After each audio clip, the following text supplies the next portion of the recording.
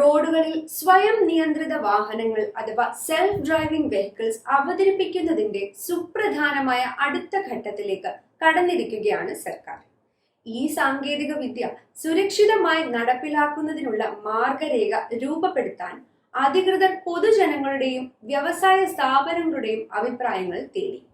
കൂടുതൽ വാർത്തകൾക്കും വിവരങ്ങൾക്കും ബിലാത്തി വാർത്ത ഇന്ന് തന്നെ സബ്സ്ക്രൈബ് ചെയ്യുമല്ലോ. ഞങ്ങളുടെ എല്ലാ സോഷ്യൽ മീഡിയ പ്ലാറ്റ്ഫോംസും ഫോളോ ചെയ്യാൻ മറക്കരുതേ. Thank you. UK ഗതാഗത മേഖലയെ മാറ്റിമറിക്കാൻ ശേഷിയുള്ള പുതിയ സാങ്കേതിക വിദ്യ സുരക്ഷിതമായി നടപ്പിലാക്കാനുള്ള തീവ്ര ശ്രമത്തിലാണ് സർക്കാർ. അംഗപരിമിതർക്കും മുതിർന്ന പൗരന്മാർക്കും ഉൾപ്പെടെ എല്ലാവർക്കും യാത്രാ സൗകര്യങ്ങൾ മെച്ചപ്പെടുത്തുന്നതിൽ സ്വയം നിയന്ത്രിത വാഹനങ്ങൾ വലിയ പങ്കുവഹിക്കുമെന്നാണ് വിലയിരുത്തൽ. ഓട്ടോമേറ്റഡ് വെഹിക്കിൾസ് നിയമം നടപ്പിലാക്കുന്നതിലെ ഒരു നിർണായക ഘട്ടമാണ് രാജ്യത്ത് ഇപ്പോൾ നടക്കുന്നത്. 2035ഓടെ ഈ മേഖല 42 ബില്യൺ പൗണ്ടിന്റെ വ്യവസായമായി വളരും. 38,000 പുതിയ തൊഴിലവസരങ്ങൾ സൃഷ്ടിക്കുമെന്നും സർക്കാർ പ്രതീക്ഷിക്കുന്നു. സുരക്ഷാ സവിശേഷതകൾ, ലൈസൻസിംഗ് നടപടികൾ, സൈബർ സുരക്ഷാ സംവിധാനങ്ങൾ, അപകടമുണ്ടായാൽ സ്വീകരിക്കേണ്ട അന്വേഷണ രീതികൾ തുടങ്ങിയ വിഷയങ്ങളിൽ റോഡ് ഉപയോക്താക്കൾ, വ്യവസായ മേഖല, ഭിന്നശേഷി വിഭാഗക്കാർ എന്നിവരുടെയെല്ലാം അഭിപ്രായങ്ങളാണ് സർക്കാർ തേടുന്നത്.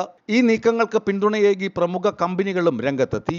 ഗൂഗിളിന്റെ മാതൃകമ്പനിയായ ആൽഫബറ്റിന്റെ സ്വയം നിയന്ത്രിത വാഹന വിഭാഗമായ വേമോ 2026ഓടെ ലണ്ടനിൽ ഡ്രൈവർ ഇല്ലാത്ത ടാക്സി സർവീസ് ആരംഭിക്കാൻ ഒരുങ്ങുകയാണെന്ന് പ്രഖ്യാപിച്ചു.